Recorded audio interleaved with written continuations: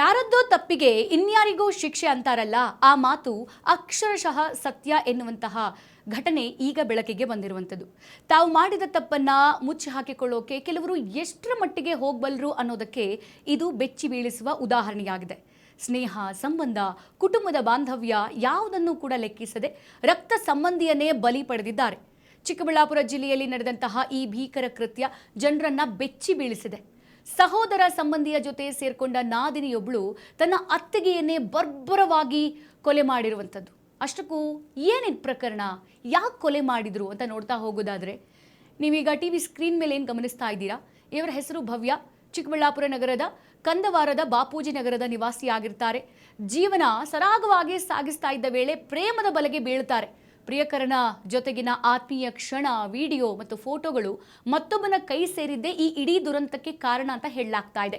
Black ಮೇಲ್, ಹಣದಾಸೆ ಮತ್ತು ತಪ್ಪುಗಳನ್ನು ಮುಚ್ಚಿಕೊಳ್ಳುವ ಹುನ್ನಾರ, ಈ ಮೂರರ ಮಾರಕ ಸಂಗಮವೇ ಒಂದು ಅಮಾಯಕ ಜೀವವನ್ನ ಬಲಿ ಪಡೆದಿದೆ.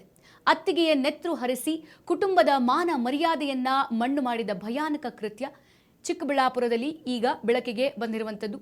ಪ್ರಿಯಕರನ ಜೊತೆ ಸೇರ್ಕೊಂಡು ನಾದಿನಿ ಅತ್ತಿಗೆಯ ಚಿನ್ನಾಭರಣಕ್ಕಾಗಿ ಕಳ್ಳತನಕ್ಕೆ ಮುಂದಾಗಿ ಕೊನೆಗೆ ಹತ್ಯೆ ನಡೆಸಿದ್ದಾಳೆ ಎನ್ನುವಂತಹ ಆರೋಪ ಕೇಳಿಬಂದಿದೆ.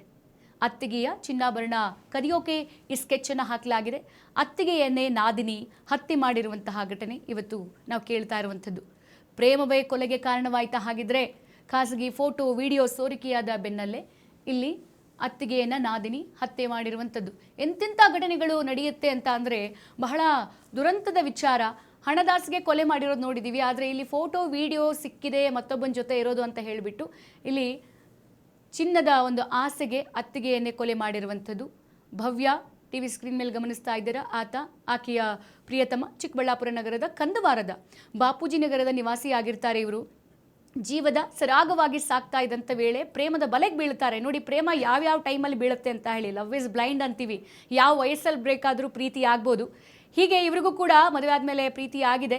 ಪ್ರಿಯಕರನ ಜೊತೆಗಿನ ಆತ್ಮೀಯ ಕ್ಷಣಗಳ ವಿಡಿಯೋಗಳು ಮತ್ತು ಫೋಟೋಗಳು ಮತ್ತೊಬ್ಬರ ಕೈ ಸೇರಿದೆ ಈ ಇಡೀ ದುರಂತಕ್ಕೆ ಕಾರಣ ಅಂತ ಹೇಳಲಾಗ್ತಾ ಇದೆ. ಇಲ್ಲಿ ಬ್ಲ್ಯಾಕ್ ಮೇಲ್, ಹಣದಾಸೆ ಮತ್ತು ತಪ್ಪುಗಳನ್ನು ಮುಚ್ಕೊಳ್ಳೋಕೆ ಹುನ್ನಾರ ಮಾಡಲಾಗಿದೆ. ಈ ಮೂವರ ಮಾರಕ ಸಂಗಮವೇ ಒಂದು ಅಮಾಯಕ ಜೀವವನ್ನು ಬಲಿ ಪಡೆದಿರುವಂಥದ್ದು. ಅತ್ತಿಗೆಯ ನೆತ್ತರು ಹರಿಸಿ ಕುಟುಂಬದ ಮಾನ ಮರ್ಯಾದೆಯನ್ನು ಮಣ್ಣು ಮಾಡಿದಂತಹ ಭಯಾನಕ ಕೃತ್ಯ ಚಿಕ್ಕಬಳ್ಳಾಪುರದಲ್ಲಿ ಇದೀಗ ಬೆಳಕಿಗೆ ಬಂದಿರುವಂಥದ್ದು.